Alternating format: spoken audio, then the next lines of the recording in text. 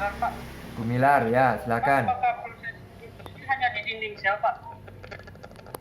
Nggak jelas. Terputus-putus, suara kamu Proses, terputus. proses. Halo, Pak. Halo, terputus-putus. Ya, Pak, ini, Pak. Udah, halo, Pak. Iya, ya. Apakah proses difusi hanya di dinding sel, Pak? Apakah proses difusi di Hanya dinding di sel? dinding sel, Pak. Ya, itu kan yang Ya. saya jelaskan kan per satu dinding sel. Nah, dinding sel apa?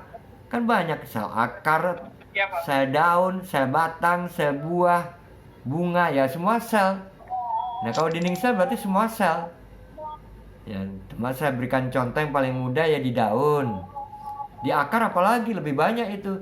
Difusi, osmose, imbibisi, emulsi, adesi, kohesi. Itu semua terjadi pada dinding sel apapun tumbuhannya. Ya. Di hewan manusia pun terjadi juga semacam itu. Maka dinding sel itu fungsinya sebagai apa? Mengatur permeabilitas. Permeabilitas dinding sel mengembang dan mengucupnya, membantu juga proses metabolisme.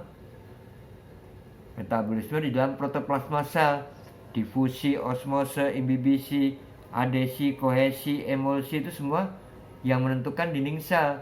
Baru masuk ke dalam protoplasma ketemu plasmodesma dan ektoplasma. Nah, plasmodesma dan ektoplasma itu membantu masuknya zat dari luar ke dalam maupun dari dalam keluar. Nah, di dalam sampai protoplasma terbentuk reaksi ionisasi, pemecahan atom-atom tadi oleh elektron-elektron. Ya, jadi elektron-elektron yang diserap dari sinar matahari kalau di daun. Tapi setelah masuk dalam sel batang, sel akar pun akan terjadi semua. Karena elektron sudah mengimbas menjadi komponen-komponen atom-atom di dalam satuan kristal-kristal protein protoplasma. Lihat lagi. Ada lipid, lipoprotein. Nah, itu semua sudah mengandung energi. Maka protein sebagai bahan energi persatuan atom tadi. Tapi sebelum jadi energi harus dibangkitkan dulu oleh siapa? Oleh zat tepung tadi, glukosa.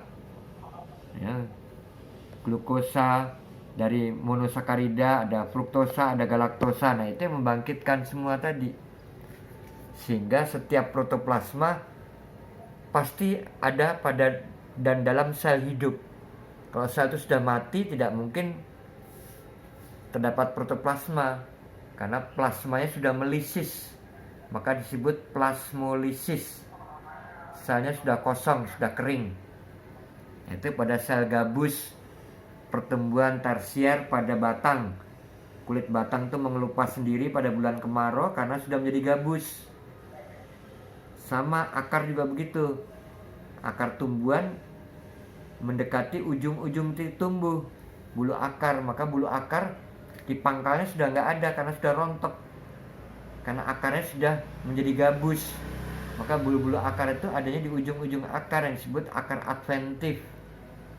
Tapi akar utamanya sudah nggak punya bulu akar, sudah tanggal, sudah putus dia, karena kulit akar tadi sudah menggabus, sudah tumbuh tersier atau sekunder.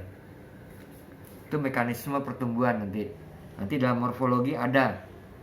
Nggak salah di Bululuk ada tuh morfologi tumbuhan itu. Nah tuh. Ada lagi mau tanya?